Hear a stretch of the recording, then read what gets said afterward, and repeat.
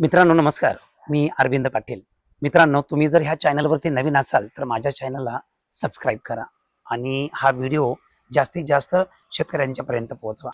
जनावरांचा खरेदीचा काळ कधी चालू असतो तर जून महिन्यापासून ते डिसेंबर महिन्यापर्यंत इथं गायी आणि म्हशी शेतकरी खरेदी करत असतो किंवा नवीन तरुण ह्या दूध व्यवसायामध्ये उतरत असतो आणि मग आपण डिसिजन घेतो गायी खरेदी करायच्या किंवा म्हशी खरेदी करायच्या. मित्रांनो, जनावर खरेदी करत असताना सगळ्यात महत्वाचा तुमचा गोठा योग्य आहे का, त्याचं बांधकाम व्यवस्थित झालंय काय, जनावरांची बैठक व्यवस्था व्यवस्थित आहे का, या विषयाकडे लक्ष द्या. जनावरांच्या गोठ्यामध्ये तुम्ही स्वच्छता चांगल्या पद्धतीने ठेवायला पाहिजे. हिरव्या चाऱ्याचं प्रमाण तुम्हाला सांगायला झालं तर एका म्हशीला 5 गुंठ लावलं पाहिजे. 5, 10, 15 जनावर जर खरेदी करत असाल तर जवळजवळ 1 एकरभर फोर्जिन एपियर सारखं हत्ती गवत या पावसाळ्यामध्ये करा. सगळ्यात महत्वाचं त्याच्याबरोबर मक्याची किंवा मेगास्वीटची जोड पण या ठिकाणी तुम्हाला लावायला पाहिजे. म्हणजेच काय, आपल्या गोठ्यातल्या जनावराला पहिल्या चाऱ्याचं नियोजन करा. दुसरी गोष्ट आहे, व्यवस्थित वरच्या बाजूला जर लाईटचं फिटिंग केलं नसेल तर व्यवस्थित त्या ठिकाणी लाईटचं फिटिंग करून घ्या. तुमच्या गोठ्याला अर्थिंग व्यवस्थित असायला पाहिजे. याही गोष्टी अतिशय महत्वाच्या आहेत. दूध काढत असताना मिल्किंग मशीनचा वापर करा. म्हणजे मिल्किंग मशीन सुद्धा चांगलं डी लेवल कंपनीसारखं मशीन असावं, जेणेकरून 5 मिनिटाच्या वर 7 मिनिटापर्यंत त्याचं त्या जनावराचं दूध निघालं पाहिजे. सगळ्यात महत्वाचं मित्रांनो, तुम्ही या डेअरी व्यवसायामध्ये लाखो रुपये घालता, कुठल्याही कामगाराच्या भरोशावर हा दूध व्यवसाय करू नका. कामगार बाद नसतो, कामगार खरोखरच बेकार नसतो. आपली वागणूक किंवा सगळ्यात महत्वाचं तुमचं गोठ्यामध्ये किती लक्ष आहे हे फार महत्वाचं आहे. तुम्हाला शेण काढायला जमत असेल तर या डेअरी व्यवसायामध्ये या. तुम्हाला दूध काढायला येत असेल तरच या डेअरी व्यवसायामध्ये या. तुम्हाला जनावरांचा मांस ओळखता येत असेल तरच तुम्ही या दूध व्यवसायामध्ये या. सगळ्यात महत्वाचं तुम्हाला चारा कापायला आला पाहिजे. तो चारा ट्रॉलीमध्ये किंवा गाडीमध्ये ट्रॅक्टरमध्ये तो भरता आला पाहिजे. आणलेला चारा कुट्टी करून त्याचा टीएमआर बनवता आला पाहिजे. हरियाणाच्या मुर्रा म्हशीला आणि एचएफ जातीच्या गाईला हिरवा चारा, सुका चारा, मीठ, सोडा, मिनरल मिक्सचर ह्या सगळ्या गोष्टी प्रॉपर दिल्या पाहिजेत. म्हणजे त्याचा टीएमआर केला पाहिजे. जेवढी चाऱ्याची गुणवत्ता चांगली तेवढी दुधाची गुणवत्ता सुधारते. मित्रांनो, यासाठी माझी सगळ्यांना विनंती आहे, या सगळ्या गोष्टी झाल्याशिवाय अजिबात तुम्ही म्हशी खरेदी करायच्या अजिबात नाहीत. पशुपालक मित्रांनो, आपण ज्या वेळेला गायी खरेदी करतो, म्हैस खरेदी करतो, यावेळेला काही राज्य सिलेक्टेड करा. सगळ्यात महत्वाचं, आज उत्पादन खर्च तुम्हाला कमी करायला पाहिजे. एका गायीचा कमीत कमी 20 रुपयाच्या आत उत्पादन खर्च असला पाहिजे आणि म्हशीचा 35 रुपये 36 रुपयेपर्यंत उत्पादन खर्च असायला पाहिजे. यासाठी गाय निवडत असताना जातीवंतच निवडत चला आणि म्हैस निवडत असताना जातीवंतच निवडत चला. गाय किंवा म्हैस ही पहिल्या, दुसऱ्या किंवा तिसऱ्या वेताची असावी. जनावराच्या पाठीचा कणा ताट असावा. कासोटा देखील चांगला असायला पाहिजे. जनावराच्या कासेखाली जी 4 सड आहेत त्याच्यामध्ये अंतर असायला पाहिजे. 4ही सड समान असायला पाहिजेत. कासवरती असंख्य असं रक्तवाहिनीचं जाळं असायला पाहिजे. कासाच्या पुढच्या बाजूला नागमोडी आकाराची जाडजूड अशी शीर असायला पाहिजे. जनावराचं डोळं पाणीदार असायला पाहिजेत. जनावर अगदी तुम्हाला सांगायला झालं तर खाऊच्या पानाच्या आकाराचे कान देखील असायला पाहिजे. नाकाव पाणी टिचून भरलेलं असायला पाहिजे. कान इकडं तिकडं टवकारणारं, इकडं तिकडं बघणारे आणि संवेदनशीलता असायला पाहिजे त्या गायीमध्ये. सगळ्यात महत्वाच्या, अंगाची कातडी मऊ आणि मुलायम असायला पाहिजे. अशा वर्णनाच्या आणि अशा गुणाच्या आपण गायी खरेदी करायच्या आहेत. मित्रांनो, गायीनं कमीत कमी तुमच्या गोठ्यामध्ये सकाळी कमीत कमी 10 ते 12 लिटर, संध्याकाळी 10 ते 12 लिटर म्हणजे 24 ते 25 लिटरच्याच गायी या ठिकाणी खरेदी करा. सगळ्यात महत्वाचं, मुर्रा म्हशीचा चॉईस करायचा असेल तर पहिल्या, दुसऱ्या किंवा तिसऱ्या वेताची असावी. सडांची साईज सुद्धा अतिशय महत्वाची आहे, जेणेकरून आपल्याला आपल्या गोठ्यातली प्रत्येक मुर्रा म्हस ही मिल्की मशीनवरती सेट झाली पाहिजे. सगळ्यात महत्वाचा विषय काय, मुर्रा म्हशी शांत असणाऱ्या आणि चांगल्या क्वालिटीच्या या ठिकाणी खरेदी करा. दुसरी गोष्ट आहे, मुर्रा म्हशी खरेदी करत असताना ती हरियाणा, म्हणजे त्यामध्ये जिंद आणि हिसार या जिल्ह्यातल्याच म्हशी खरेदी करा. कारण म्हशीमध्ये सुद्धा प्रचंड प्रमाणात भेसळ या ठिकाणी चालू आहे.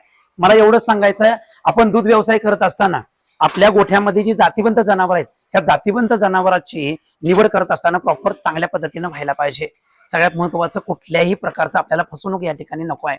कारण आज युट्यूब चॅनलच्या माध्यमातून खूप चांगल्या म्हणजे अशा ऍड केल्या जातात की आपल्याकडे 1.30 ला मिळते, 1.40 ला मिळते, 1.50 ला मिळते. मित्रांनो, ह्याला बळी पडू नका. सगळ्यात महत्वाचं, मशीनचा गोठा किंवा गायींचा गोठा जर आपल्याला करायचा आहे, शेवट आपला कामगार आणि मालक या दोघांचीच ओळख राहते. बाकी म्हशी देणारा किंवा बाकी सगळ्यांची गोष्टी कोणाची या ठिकाणी संपर्क येत नाही. त्यामुळं आपण अजिबात फसायचं नाही.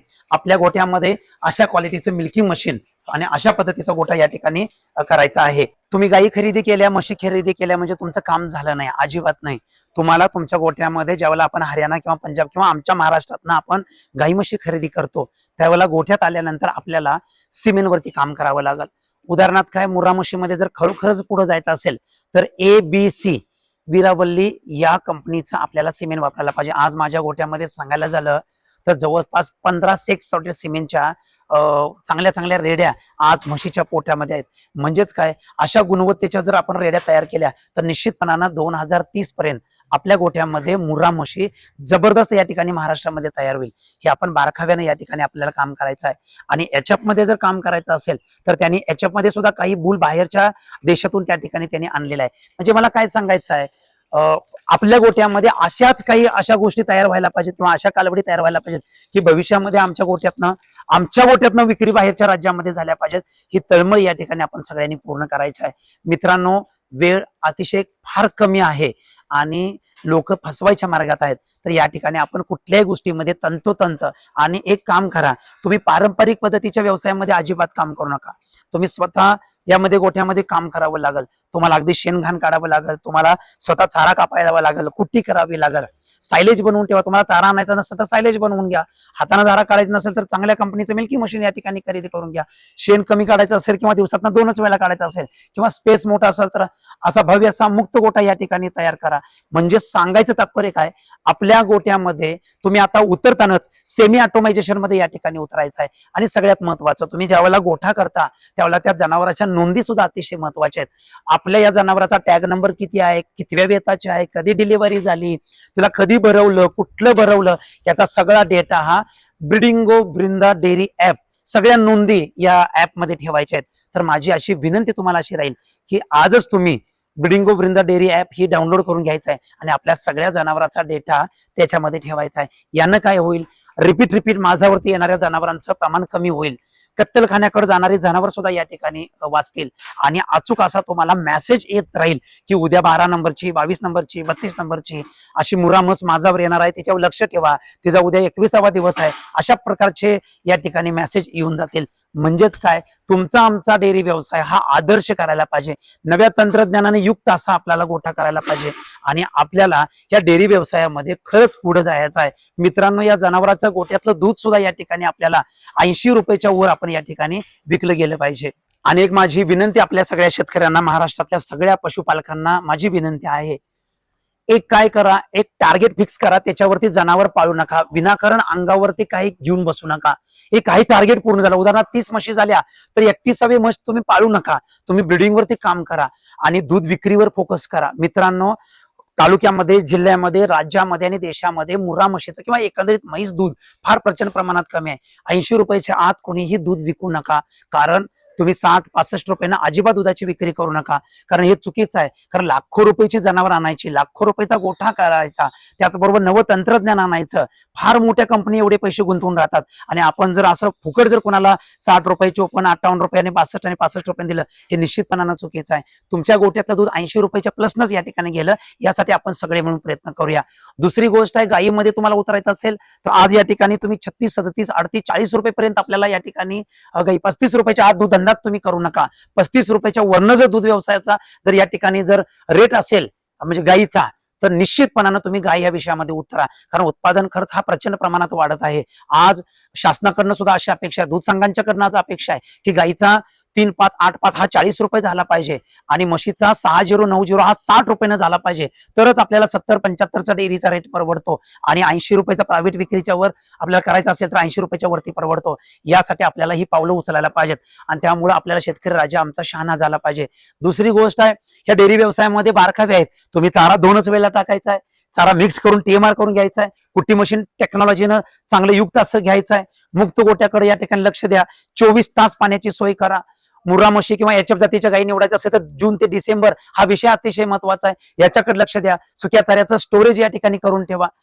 हत्ती गवत असेल, मका असेल, अशा वैरणी या ठिकाणी, पौष्टिक गुणवत्तेच्या वैरणी या ठिकाणी तुम्ही तयार करायला पाहिजे. मेगा स्वीट, ऍडव्हान्टा 756 मक्का, 4G नेपर ह्या वैरणीकडे चांगलं लक्ष द्या. आउटलेट एक काढा, तुमच्या घरातली एक महिला दूध विकायला बसू देत, या ठिकाणी अशा पद्धतीचं काम करा.